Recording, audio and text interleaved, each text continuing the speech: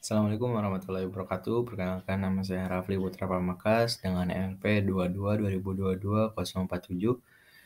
Di sini saya menjadi perwakilan kelompok 5 untuk membuka presentasi ini.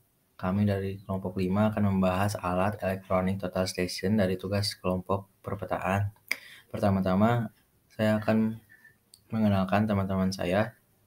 Yang pertama adalah ada Rizky Maulana Fajar dengan NP 22 2022 051. Yang kedua, ada Wildan Julian Setiawan dengan RP 22 2022 024. Di sini saya akan membahas definisi alat total station. Total station adalah pengukur jarak dan sudut horizontal maupun vertikal, bersamaan juga dengan jarak kemiringannya. Bahkan dilengkapi mikroprosesor sehingga mampu melakukan operasi perhitungan matematis seperti menghitung jarak datar, koordinat, dan beda tinggi secara langsung. Selanjutnya ada fungsi alat total station. Total station digunakan untuk mengukur permukaan tanah atau situasi, topografi, mengukur gedung dan bangunan, dan memetakan kembali hasil pengukuran tersebut. Dan sudah terintegrasi dengan pengukur jarak elektronik atau bisa disebut ADM, dan sudah terotomatisasi dengan media penyimpanan jadi data. Jadi dapat bisa langsung diolah untuk menjadi data yang matang. Terima kasih. Selanjutnya akan dilanjutkan oleh Saudara Wildan. Ya, prinsip kerja alat dari total station. Yang pertama, dirikan statif di atas titik dan pasang total station di atas kepala statif, kemudian kunci dengan skrup pengunci.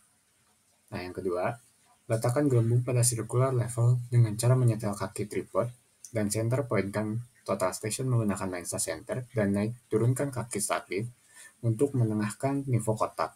Kemudian atur skrup pengatur nivå untuk mengatur nivå tabung. Yang ketiga, cek kembali center point pada lensa center. Jika belum tepat center, dapat menggeserkan alat total station. Yang keempat, setelah center, nyalakan display total station dengan menekan tombol power yang berwarna merah. Jika bacaan sudut belum muncul pada display, kita dapat memutar teropong 90 derajat hingga berbunyi dan bacaan sudut muncul pada display. Yang kelima, buat job dengan cara menekan tombol menu, lalu pilih job, lalu pilih enter. Nah, yang keenam, kemudian create, lalu isikan nama pada job name, lalu tekan enter, lalu tekan ANG. Nah, yang ketujuh, jika diketahui referensi koordinat, kita dapat memasukkan koordinat tersebut dengan cara menekan tombol menu, lalu C060, lalu enter. Yang kedelapan, setelah itu pilih input, lalu input XYZ, lalu masukkan koordinat pada kolom tersedia, yaitu kolom koordinat XYZ, lalu point, lalu kode, lalu enter, lalu hingga muncul ke display berikutnya. Nah, setelah selesai memasukkan koordinat, tekan tombol ESC hingga kembali ke display bacaan sudut. Yang kesembilan, lalu tekan tombol STN, lalu ke known, lalu ke isikan ST, yaitu nomor titik tempat berdiri alat, lalu HI, yaitu tinggi alat, lalu CD, yaitu kode titik tempat berdiri alat, lalu enter, lalu COORD, lalu isikan BS, yaitu nomor titik tempat berdiri prisma, lalu HT, tinggi alat, target prisma, lalu CD, yaitu kode backside, lalu enter.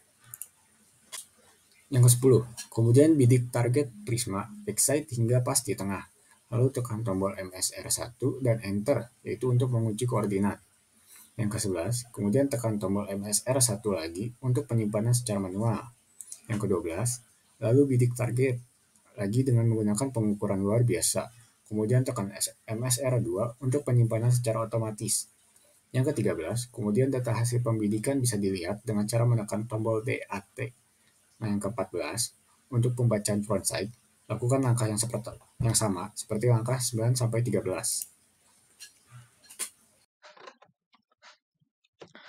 Ya, di sini saya akan menjelaskan tentang alat elektronik total station. Di sini dari tampak depan kita bisa dilihat yang pertama ada handle untuk membawanya, ada battery cover untuk melindungi baterai, operation panel untuk memperagakan elektronik total station tersebut, base plate untuk tempat dudukan untuk ke kaki-kakinya, ada circular level, display, objective lens. Yang ini ada tapak belakangnya, bisa dilihat ada optical plumped focusing ring, itu untuk memfokuskan kameranya dan yang lain-lain.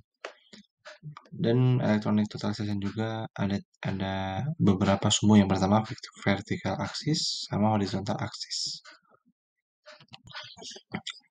Dan ini ada beberapa komponen dari electronic total station tersebut, bisa dilihat.